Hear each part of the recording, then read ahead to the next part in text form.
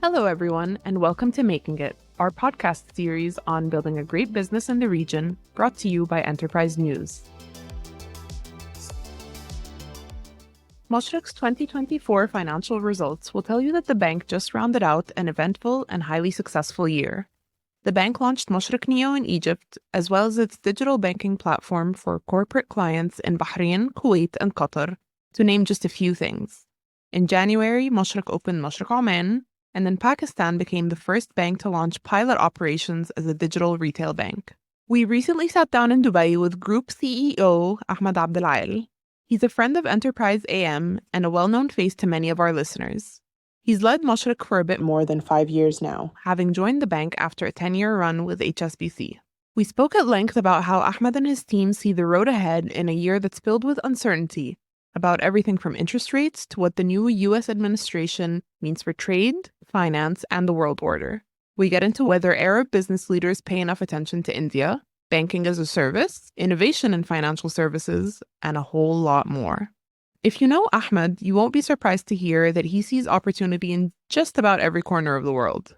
And because this is Making It, we dug really deep into the nuts and bolts of how Ahmed thinks as a leader, how he comes up with strategy, draws his work chart, decides what he's personally going to work on, avoids groupthink, and what his decision-making framework looks like. Here's Patrick, our editor-in-chief, talking with Ahmed. Thank you for joining us today. It's my pleasure.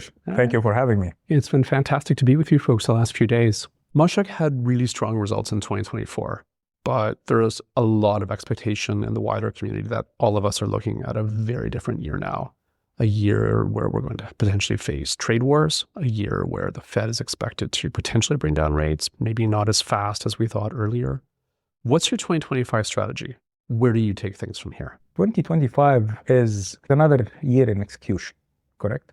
We are juggling many balls at the same time, whether it's the continuous innovation, regional expansion, building state-of-the-art client experiences, delivering excellence in whatever we do, the balancing act between growth and managing the risk that comes with it, and dealing with the ever-changing environment. But we are super excited about 25 because, this is the year where we'll be delivering on some of the key strategic objectives.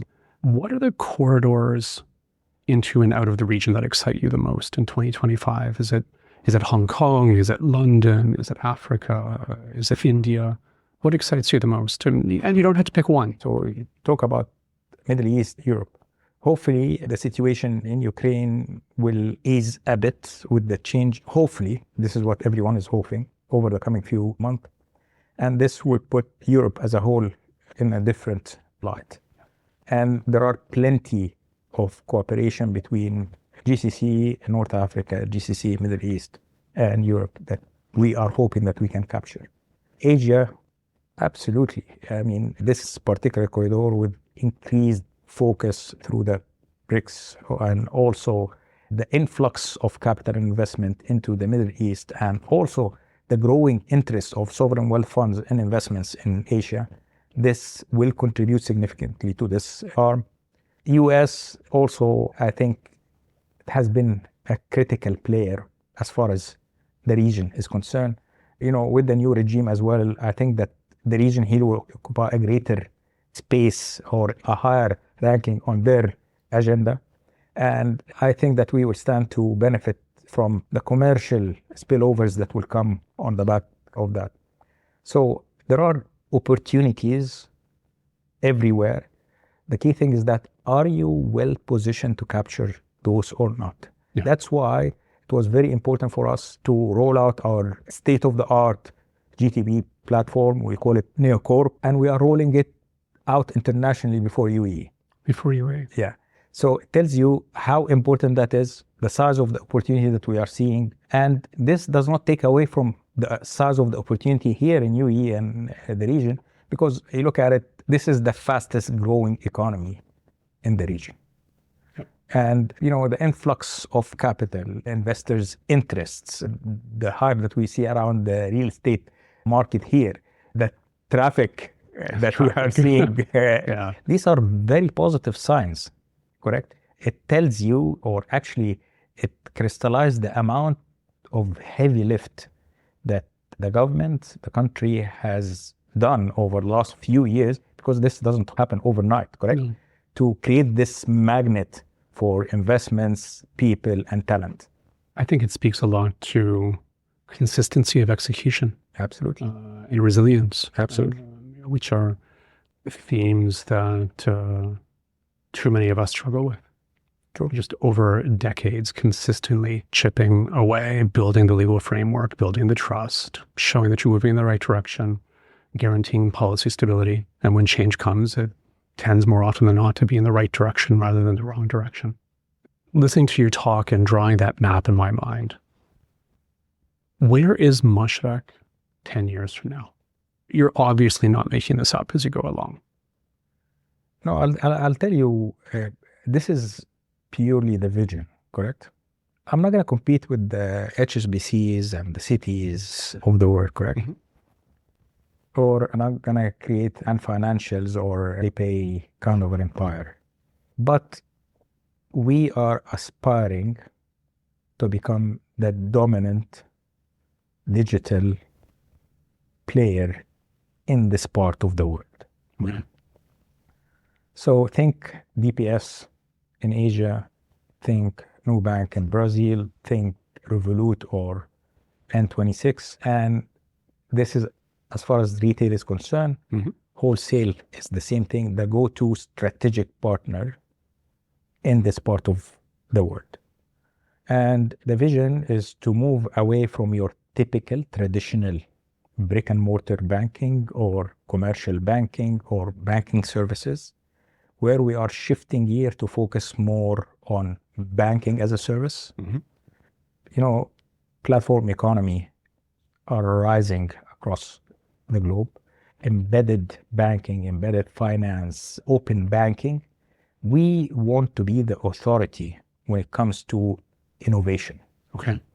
and ability to help or become a partner of choice for non-banking providers.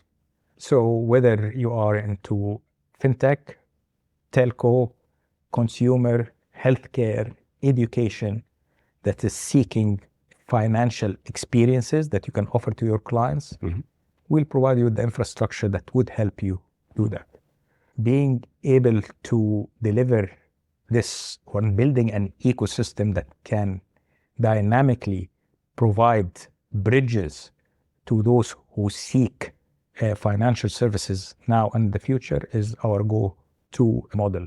We want to become, the invisible, let me put it this way, Okay. provider of those financial services in this region, while we leave the interface to the actual C2C or B2C providers.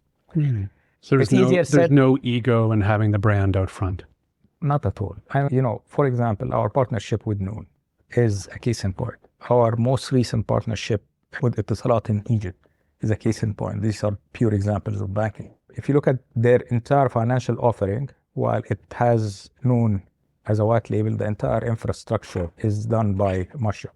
So buy now, pay later solutions, their cards solutions, all being provided by Mashreq in the background or powered by Mashreq in the background. At the Salat right now, our partnership, we are not territorial anymore. So our job is to help, for example, the central bank in Egypt with their financial inclusion agenda. Salat has a massive reach in the market. So through SDKs and APIs, we are able to devise this solution whereby a client sitting on Salat app can open a bank account through the app itself and gain access to all the services that Mashreq is providing. Remittances, we have built a state-of-the-art solution with the biggest 7 banks in India that would allow clients residing here in this part of the world to open bank accounts while they are here digitally without having to be there. And we are replicating that throughout the region, sometimes through our network and sometimes through partnering with actually what people consider competition like banks or fintechs. But Mashreq continues to be a public-facing brand a decade from now. They're still a Mashreq brand. Yeah, but it's a different kind of a face, let me put it this way. Okay. Interesting. Last time you and I talked was a couple weeks ago in Oman, where you were launching your first Omani bank, kind of a homecoming of types when you consider that you guys started life in the 1960s as the Bank of Oman. It's easy to say that Oman is the flavor of the day, especially after it's had as much success as it has with capital markets of late. But what makes it interesting to you guys as a bank going forward? Why take a direct onshore presence with a full license in Oman? Well, we have been doing suitcase banking in Oman for decades. So we know the markets very well. And, the question that I get asked, if it is working, why change it, correct? Why do you want to have presence? Why take a presence Exactly. if you can serve it? Why do you want to take a presence in Oman? And it comes with different regulatory asks, investments asks, and so on. Oman is very important part of our GCC strategy, correct? We are in Oman, which was one of the missing geographies for us here. As you are aware, we are also in discussion for Saudi. We are going through the licensing process with SAMA. Once we have this, hopefully, inshallah, this will complement our regional or GCC footprint. And I would think that we will be the only bank who will have such a footprint, which gives us a strategic edge that is not available to others when it comes to this particular corridor in terms of payment solution, liquidity management solution, trade solutions. It puts you in a very unique position. Hence, why Oman and Saudi? Oman also is a market that has depth and significant potential. After the change in leadership a couple of years back, we have seen a complete shift in the macro prospects of the country. We have all seen that in terms of sophistication of the population, potential in terms of infrastructure, their focus on growth agenda presents huge opportunities for us to be there. And again, our intention in Oman is to leverage the digital ecosystem that we have been building, supporting the country and the central bank with their financial inclusion agenda through digital means, supporting the open banking potential in the country, and bringing in the market a different flavor than your typical traditional commercial banking. We see a lot of competition right now and an assortment of roles between the UAE, Saudi, Egypt, and other players. Who will be the primary financial hub? Will it be the combination of Abu Dhabi and Dubai? Will it be KFD? Who is going to be the manufacturing base? What powers this new Middle East economy? It's clearly not a zero-sum game. It cannot be that someone takes 100% of the chips off the board. But how does that play out over the next decade or so? And how does that map to opportunity?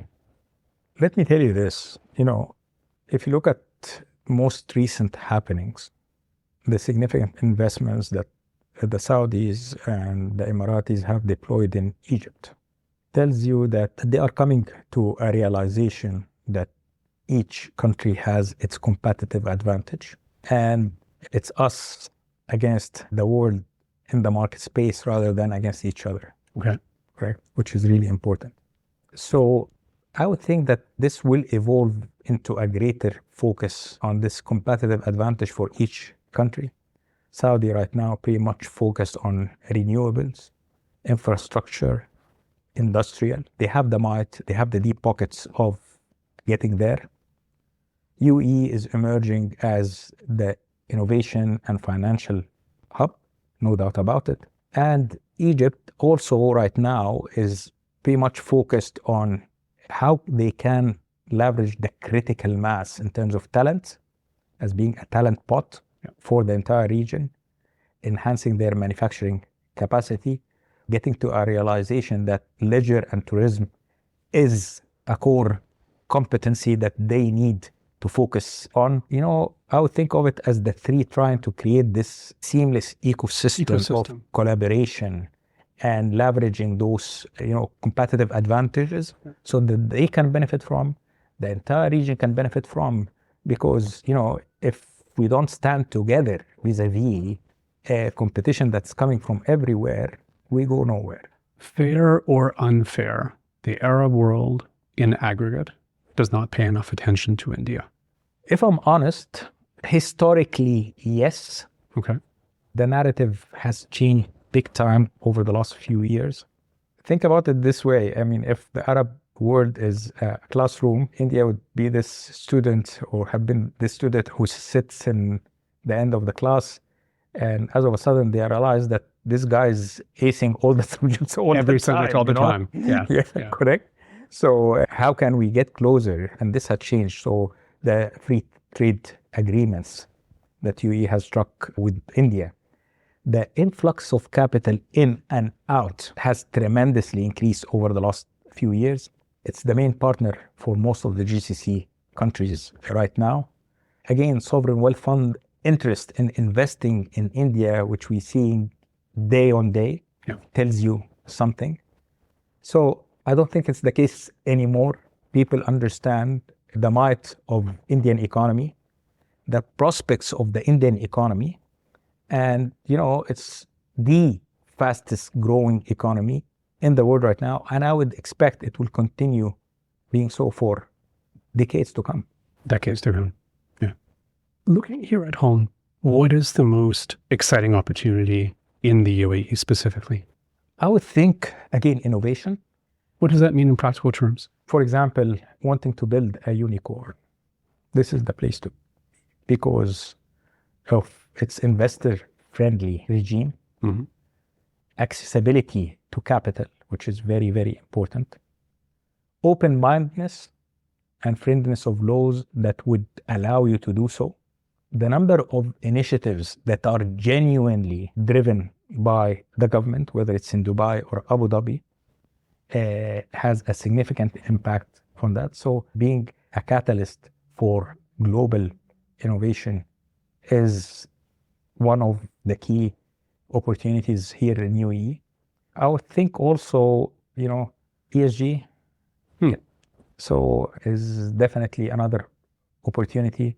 So we have seen, for example, COP29, the kind global, but at least they have agreed the global framework for carbon trading, correct? Yes. This will help on so many fronts.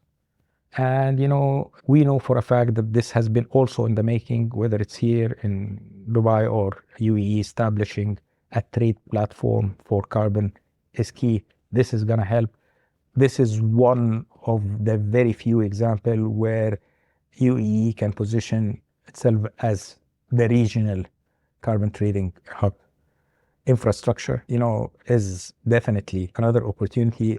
Renewable space is the talk of everyone right now. Yep. The amount of commitments and spend, whether it's here in UAE, Saudi, and Egypt, is tremendous. And it's not only in terms of the transformation to the green economy, but we are seeing people talking about sustainable agriculture, for example, in countries like Egypt and Saudi and UAE, people talking about sustainable infrastructure and sustainable cities, which is something that hasn't been there before. On the agenda, but in a real right sense. now it's core to the agenda. You had COP27 happening in Egypt, COP28 happened here in UAE, and this has brought a renewed interest and focus to how important that this is for the region.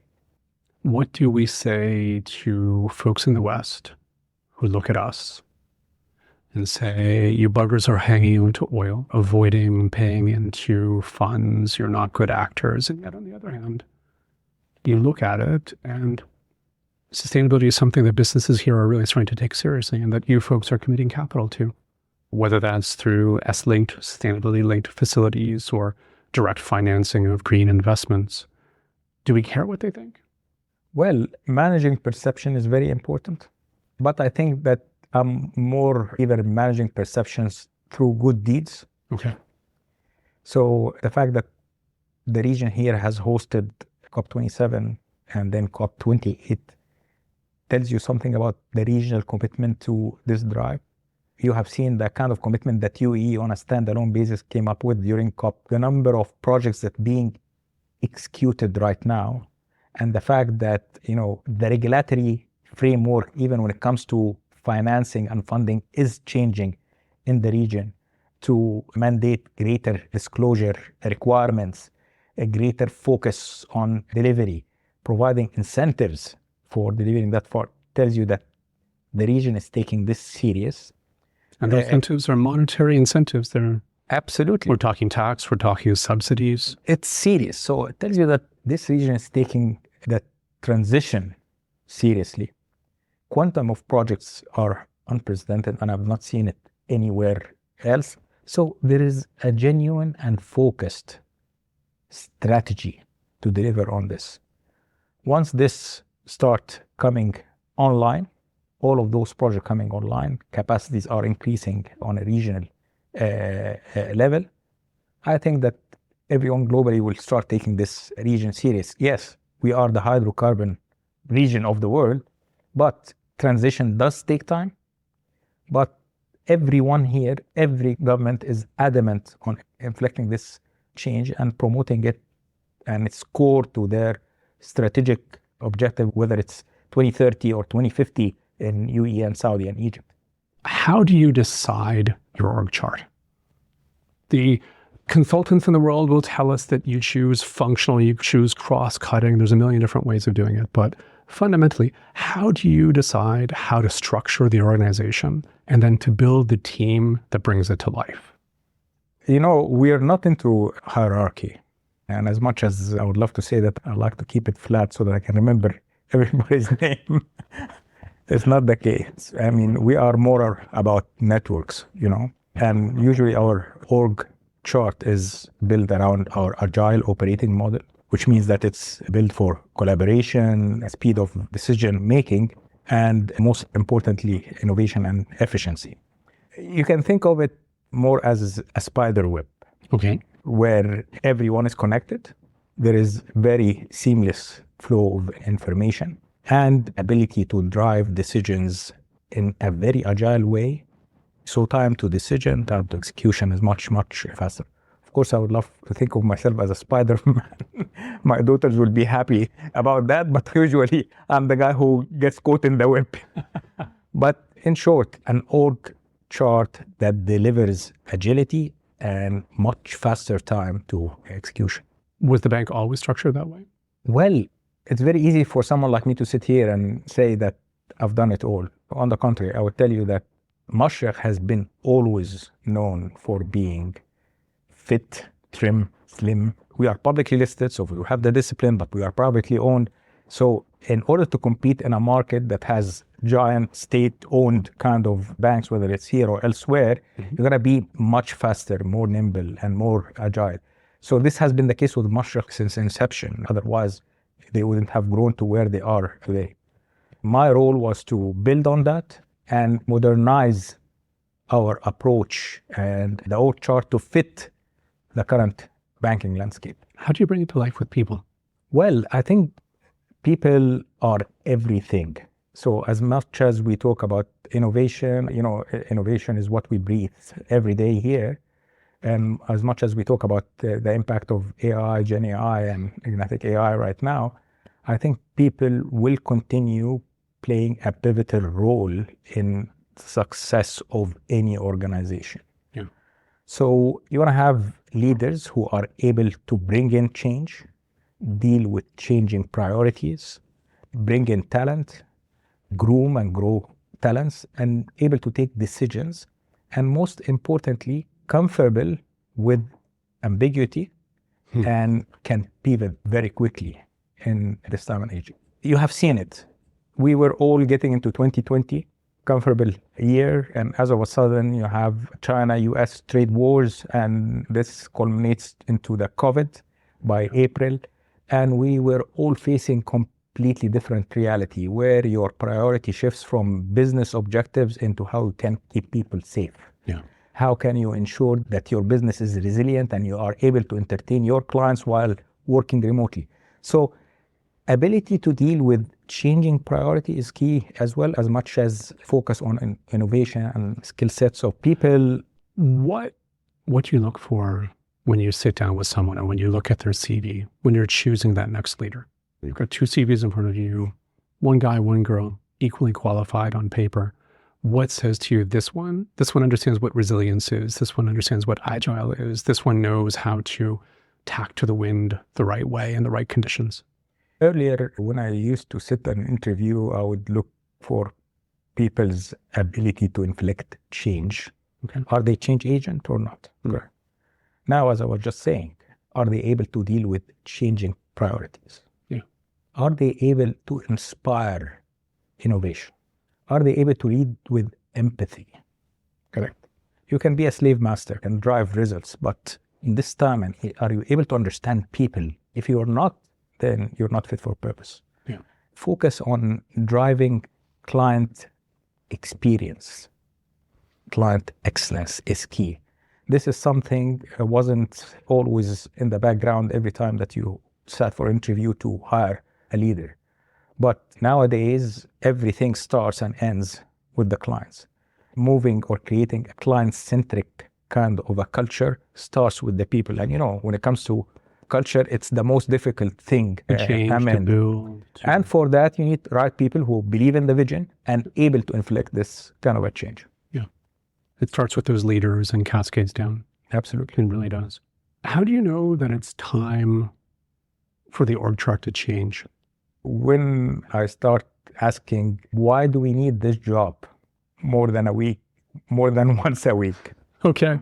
Or when someone comes and tells me, who's responsible for this? And I look and say that, you know what, it's a bit complicated. Jokes apart, I mean, when you really start seeing that the org chart is slowing down, the complexity is slowing down delivery. Okay. And execution on strategy. This is where you need to start rethinking. Do we have the right construct? And there are signs that would tell you that when process start taking over the experience, correct? Yep. When the decision-making process takes longer than it should be. And we measure and we monitor all of that meticulously. Okay. So those are numbers that hit your dashboard every week. Absolutely. What are 5 things on your dashboard that you look at regularly? What are the most important 5 things, 3 things? Pick a number. Number 1 is our CX parameters. These are very, very important.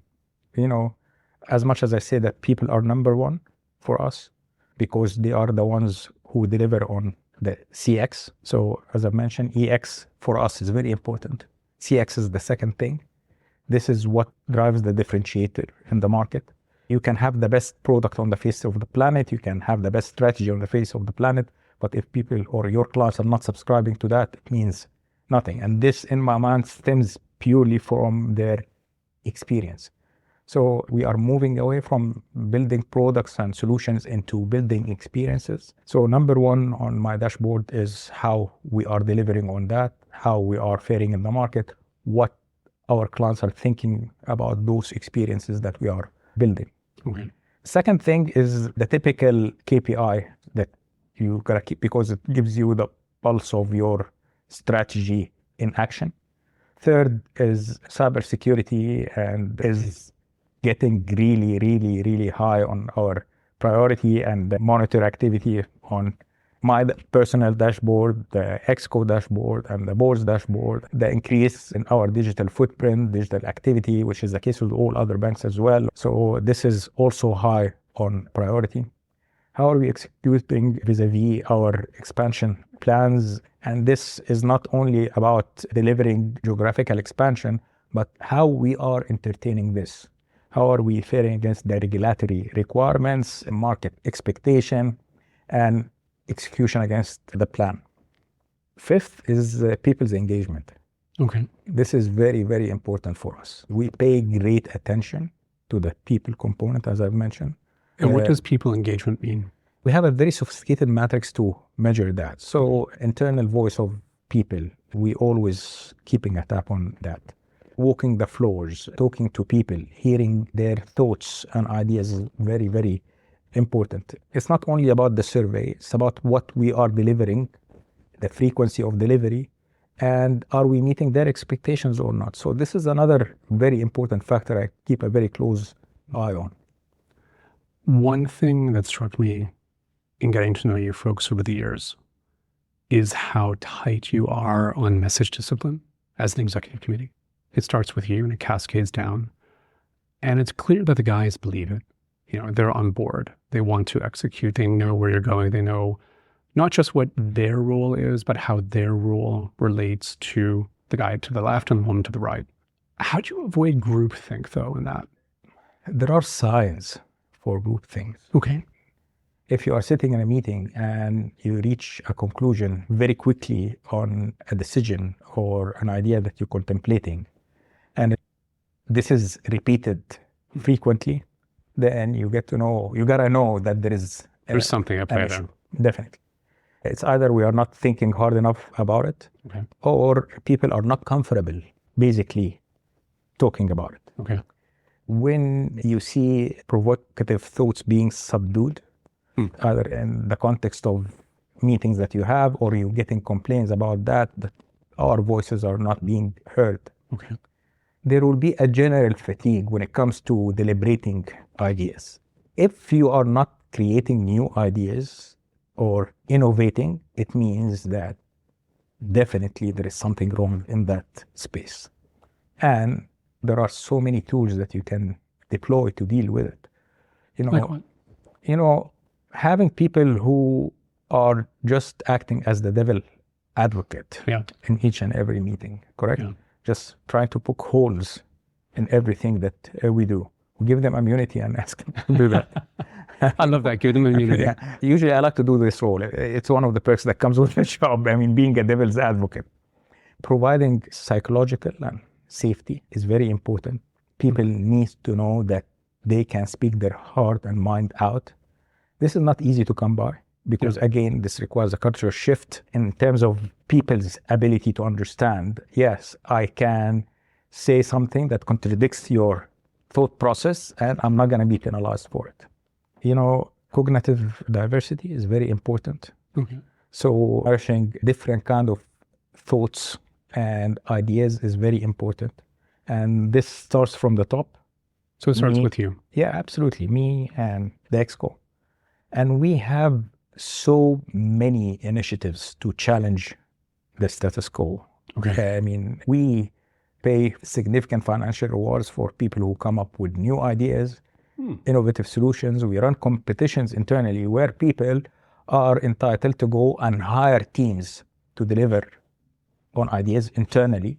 And last year, for example, we have invited people to originate teams of 6 max from different walks of life within the organization to entertain idea that would have an impact on either our growth story or client experience or the way that we manage and control risk or.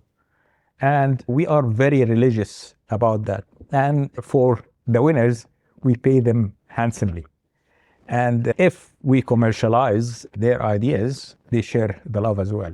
So initiatives like this enhances this kind of open environment and invites people to talk more and challenge.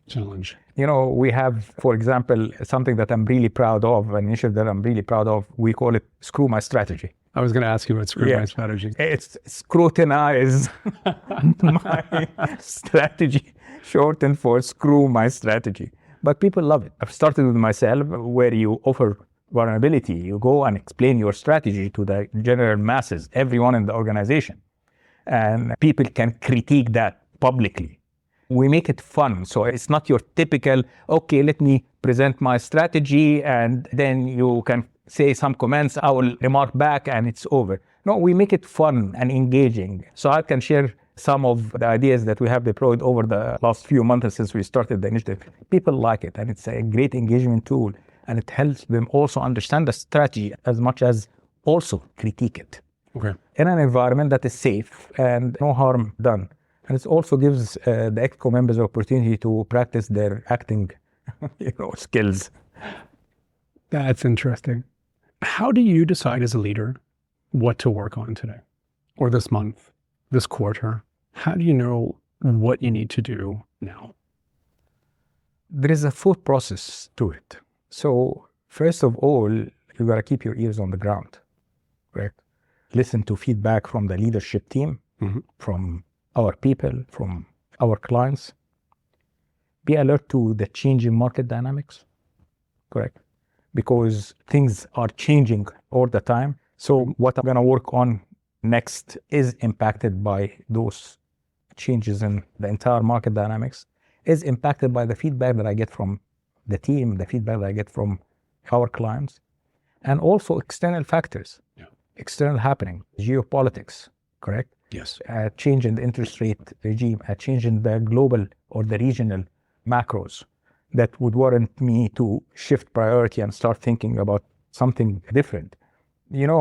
I prefer keeping my bandwidth to things or decision that I will have to take.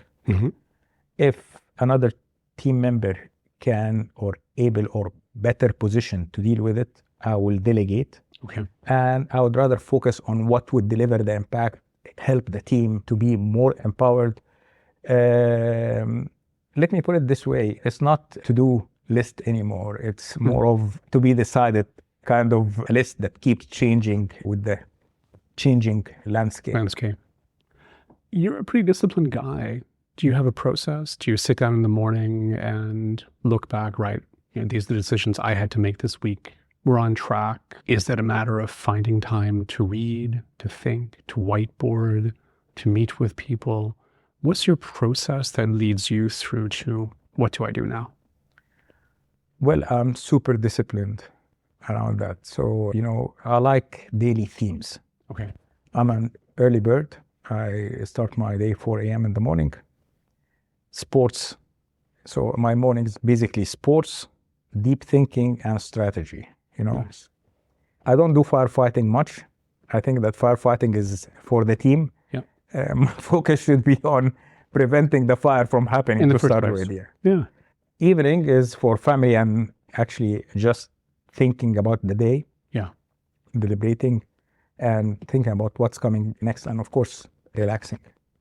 What do you do to unplug? Family time is great, but as I mentioned, sports. So I swim, gym in the morning. This is a must. When I have the time and weather permits, I like extreme sports. So I do kite surfing. I used to do skydiving, not anymore because of the insurance premium. I do ski, but I love swimming, which is something I do every day. And reading, of course. It's a given. I didn't know the extreme sports thing about you at all. Yeah. I didn't know that. Yeah, I struck most of people as introvert, but every psychometric test I've done throughout my life says that I'm extrovert to the extreme. To the extreme. Yeah, but I don't show it, I love it. What's your decision-making framework? When you have to sit down and decide to do something, what goes into that framework? How much of it is gut? How much of it is data? How much of it is sort of a multifactorial mix of conversations you've had, things you've read, data you've brought in? What leads you to make a decision?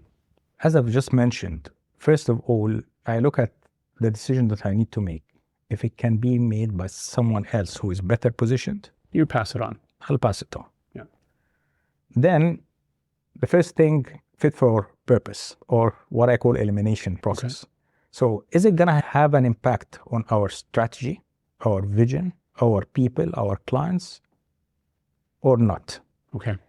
Is it an immediate, medium, or short-term impact? Then I decide on the level of bandwidth that I will allocate. Okay. If it doesn't fit this purpose or the purpose test, then just a distraction, I will just take it away. Now, in order for me to take a decision, it's a combination of many things. First, data is very important. I will look at data sources, data points that I would require that would help me to take a better informed decision. But data is not everything. You gotta rely on your experience, your gut, and asking also smart people, very smart people for feedback. And that's why it's very important to be surrounded by people who are usually or should be smarter than you. And then, I will decide on the time frame that is required for me to take a decision. Sometimes I need to take a decision now. Sometimes you can delay the decision. So I will take a decision as to what I need to do now versus things that I can delay. I think also alignment to the long-term vision is key. Whether this decision is just short impacted or is going to have also much longer ramifications on our vision. And consulting people about it and also assessing the impact. So stress testing your decision for potential impact is very, very important. Okay. This might sound it needs time, but in most cases it doesn't, because it's like playing chess, correct? You look at probabilities and you try to understand the next move and its impact on your following move, and you take a quick decision. But in short, it's data driven. It is people feedback, which is crucial, and alignment to the overall strategy that drives the decision. Do organizations need a settling out period where, I've swallowed 3 new markets, I've launched new products, I've changed out my core banking system, I've launched the latest version of Neo. Do I need a period of months or year where I digest that change, I shore up gaps and weaknesses and focus on resilience? Or is the process of building resilience into the expansion plan sufficient in and of itself? It's different school of thoughts. But in my mind, slowing down is not an option. Okay. In the markets that we are in, because you can definitely wait, think, but the market's not going to slow down and wait for you. People's expectations will not wait for you. So having a resilience hardwired in everything that you do from inception, and that's why we run an agile operating model where for every journey, for every experience, for every idea, you have people from all walks of life throughout the organization, whether it's risk, compliance, technology, ops, sitting together to ensure that the whole thing, whether it's from a process, from an impact, from a CX point of view, have been thoroughly deliberated. Okay. And I think this is the way forward, because, markets are moving very fast. And now with open banking upon us, competition coming from fintechs who are super fast and super nimble. If you are not lean enough, if you're not fit enough to be able to deal with so many happenings at the same time, I don't think that you can sustain a living. Thank you so much for your time today. It's my pleasure. It's my pleasure, my absolute pleasure. And thank you so much for the time. Really appreciate it. Thank you so much. If you enjoyed this episode of Making It, hit the subscribe button on Apple Podcasts or wherever else you get your shows. Making It is produced by Enterprise News, the source of must-read news and trends in key economies and industries in the Middle East and North Africa.